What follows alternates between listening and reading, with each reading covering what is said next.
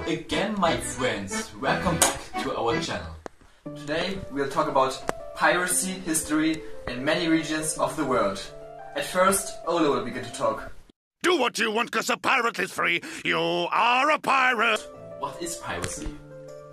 Piracy is an act of robbery and criminal violence by shipborne attackers upon another ship's or coastal area.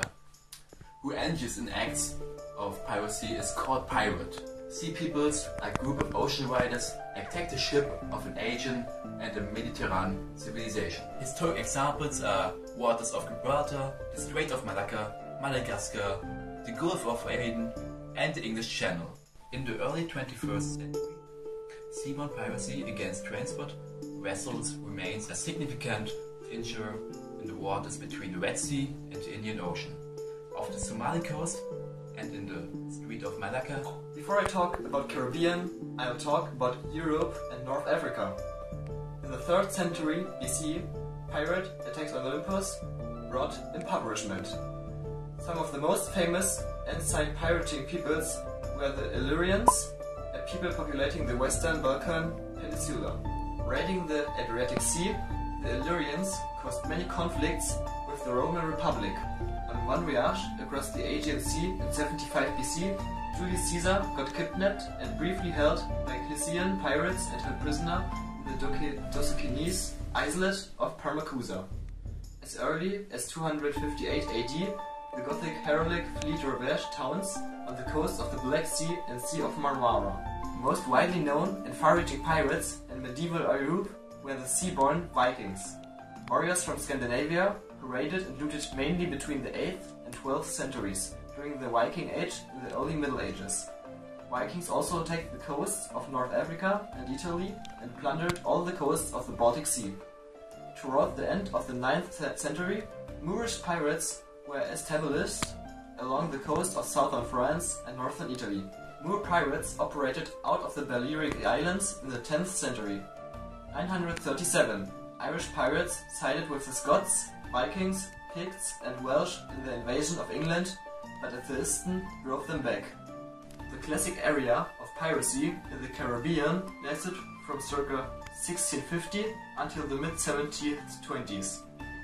1650, France, England and the United Provinces began to develop their colonial empires. This involved considerable seaborne trade and a general economic improvement. There was money to be made, or stolen, and much of it traveled by ship. A new phase of piracy began in the 1690s as English pirates began to look beyond the Caribbean for treasure. Caribbean colonial governors began to discard the traditional polity of no peace beyond the line, under which it was understood that war would continue. At the same time, England's less favored colonies, including Bermuda, New York and Rhode Island, had become cash-starved by the Navigation Acts, which restricted trade with foreign ships. In 1715, pirates launched a major raid on Spanish divers trying to recover gold from a sunken treasure galleon near Florida. The attack was successful, but contrary to their expectations, the governor of Jamaica refused to allow Jennings and their coloreds to spend their loot on the island. Until the arrival of Governor Woodes Rogers 3 days later, Nassau would be home for these pirates and their many recruits. The increased volume of shipping traffic also could sustain in a large body of brigands preying upon it. Among the most infamous Caribbean pirates of the time was Edward Teach or Blackbeard, Calico Jack Rackham or Bartholomew Roberts. Most of them were eventually hunted down by the Royal Navy and killed and captured. Okay, that was our presentation about piracy. We hope you enjoyed the presentation. Last but not least, Ola will tell you our sources. If you have questions, and I'm sure you will have questions, so ask them after Ola told you the sources. Ola? Yes, thanks, Justin.